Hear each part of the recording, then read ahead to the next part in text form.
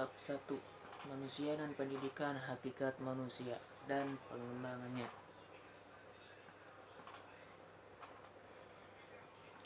Sasaran pendidikan adalah manusia.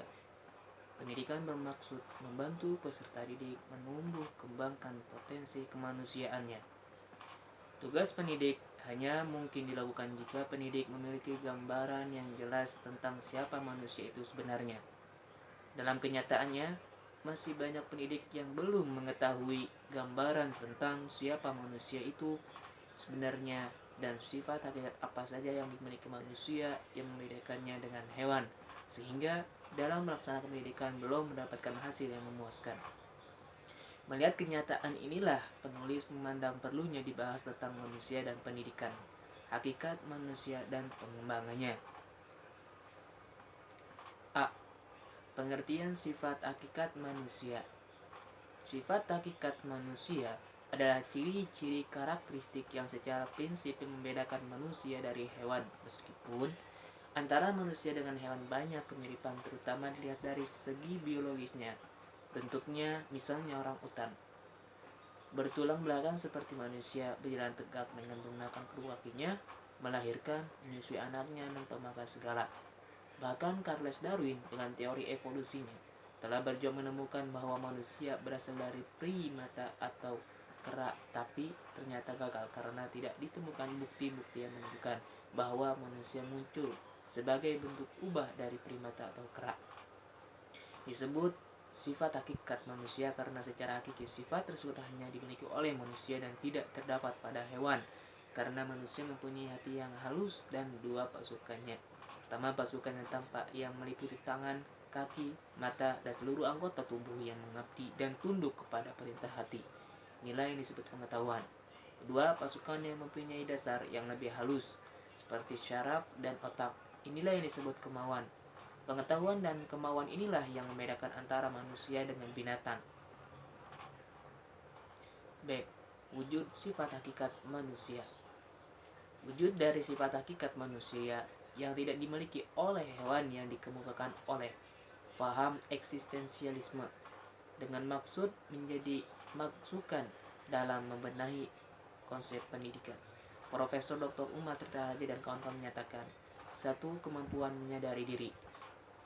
Berkat adanya kemampuan menyadari diri yang dimiliki manusia, maka manusia menyadari bahwa dirinya memiliki ciri khas atau karakteristik diri. Hal ini menyebabkan manusia dapat membedakan dirinya dan membuat jarak dengan orang lain dan lingkungan di sekitarnya. Yang lebih istimewa lagi, manusia dikaruniai kemampuan membuat jarak diri dengan dirinya sendiri, sehingga manusia dapat melihat kelebihan yang dimiliki serta kekurangan-kekurangan yang terdapat pada dirinya. Kemampuan memahami potensi-potensi dirinya seperti ini, peserta didik harus mendapat pendidikan dan perhatian serius dari semua pendidik supaya dapat menumbuh kembangkan kemampuan mengeluarkan potensi-potensi yang ada pada dirinya. 2. Kemampuan bereksistensi. Kemampuan bereksistensi adalah kemampuan manusia menempatkan diri dan dapat menembus atau menerobos serta mengatasi batas-batas yang membelenggu dirinya, sehingga manusia tidak terbelenggu oleh tempat dan waktu. Dengan demikian manusia dapat menembus ke sana dan ke masa depan. Kemampuan bereksistensi perlu dibina melalui pendidikan. Peserta didik diajar agar belajar dari pengalamannya, mengantisipasi keadaan dan peristiwa, belajar melihat prospek masa depan dari sesuatu serta mengembangkan imajinasi kreatifnya sejak masa kanak-kanak. 3. Kata hati.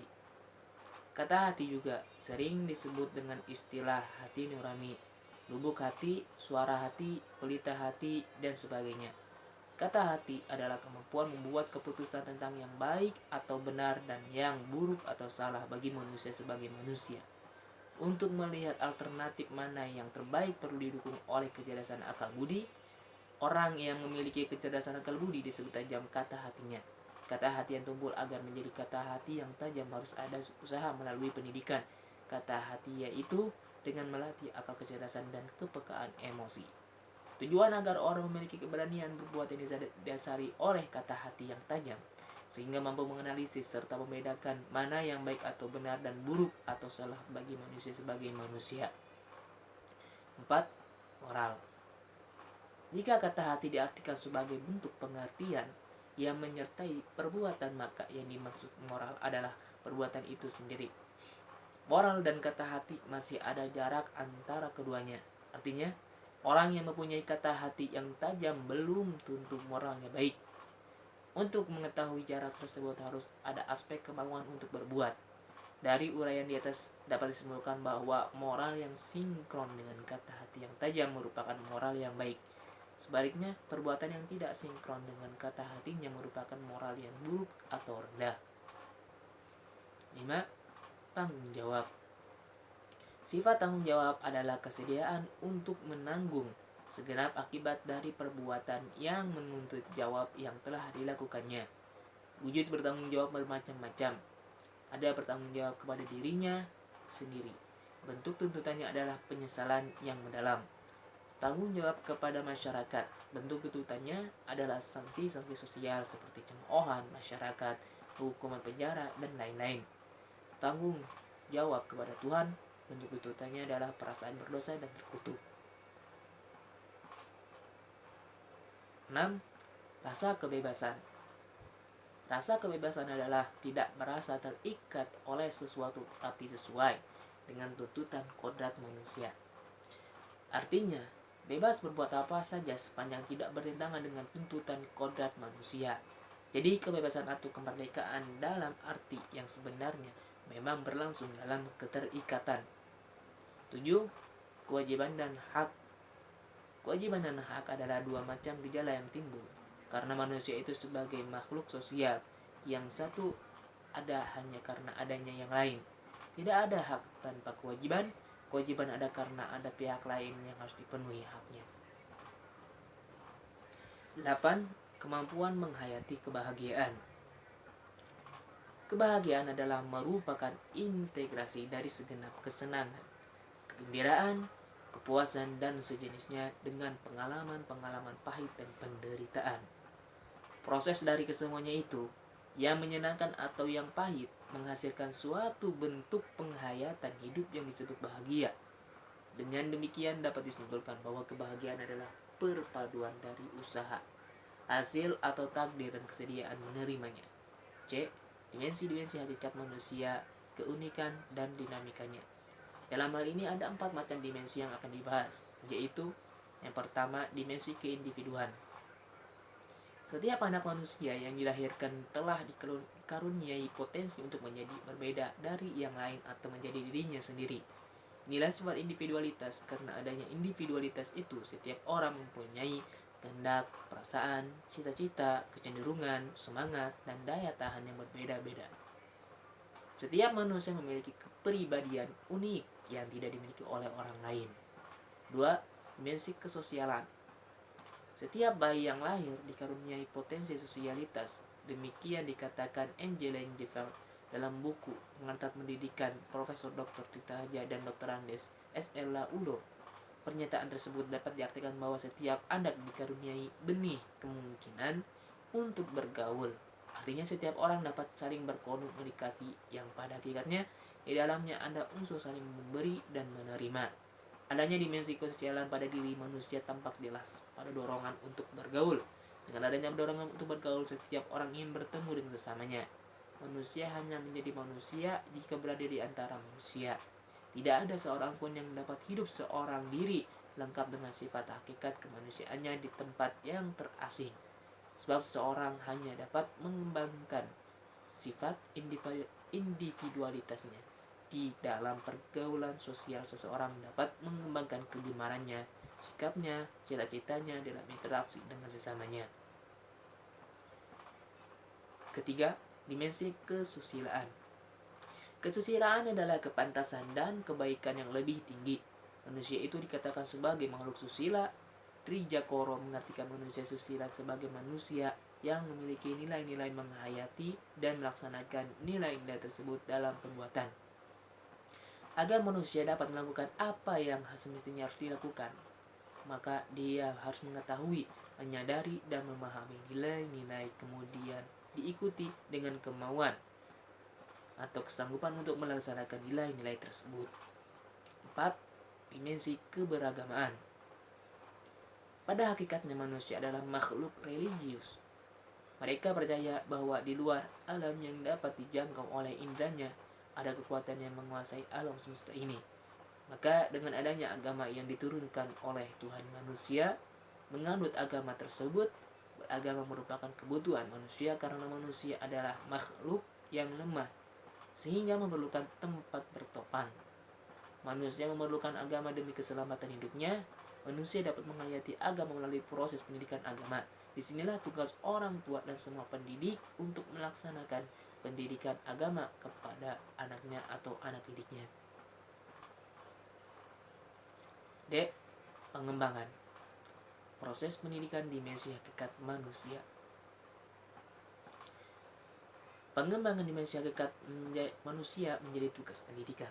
Pengembangannya dibagi menjadi dua, yaitu yang pertama pengembangan yang utuh.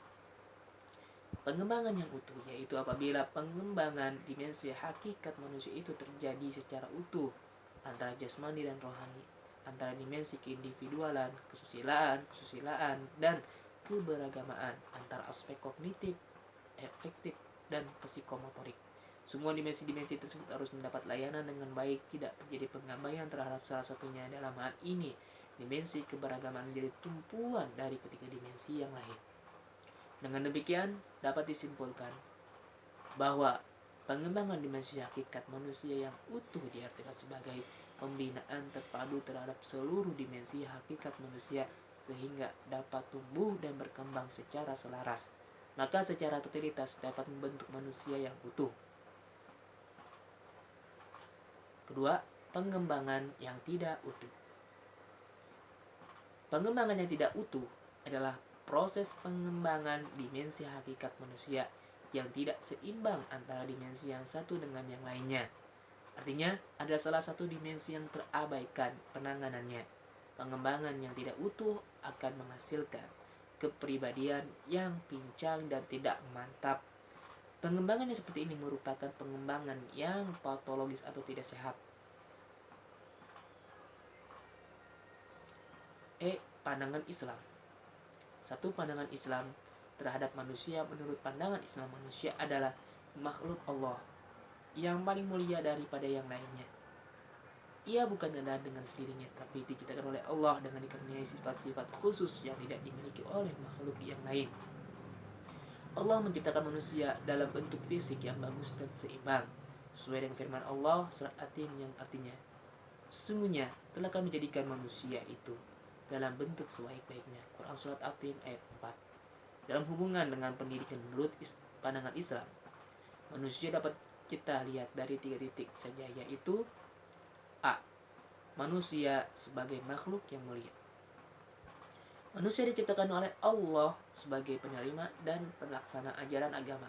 Oleh karena itu ia ditempatkan pada kedudukan yang mulia untuk mempertahankan kedudukannya yang mulia dan bentuk pribadi yang bagus. Itu Allah melengkapinya dengan akal dan perasaan yang memungkinkan manusia menerima dan mengembangkan ilmu pengetahuan dan membudayakan ilmu yang dimilikinya. Ini berarti manusia sebagai makhluk yang mulia dikarenakan manusia dikaruniai yang pertama akal dan perasaan, kedua ilmu pengetahuan, tiga kebudayaan yang seluruhnya dikaitkan kepada pengabdian pada pencipta Allah Subhanahu wa taala. Yang pertama, akal dan perasaan. Setiap orang menyadari bahwa ia mempunyai akal dan perasaan. Akal pusatnya di otak, digunakan untuk berpikir. Perasaan pusatnya di hati. Dalam kenyataan keduanya sukar dipisahkan. Penggunaan akal dan perasaan dapat menentukan kedudukan seseorang dalam lingkungan sosialnya. Kemampuan berpikir dan merasa ini merupakan anugerah Allah yang paling besar, dan ini pula lah yang membuat manusia itu istimewa dan mulai dibandingkan dengan makhluk yang lainnya. Allah menyuruh manusia berpikir baik tentang dirinya atau tentang alam semesta ini sehingga menghasilkan ilmu pengetahuan. 2. Ilmu pengetahuan.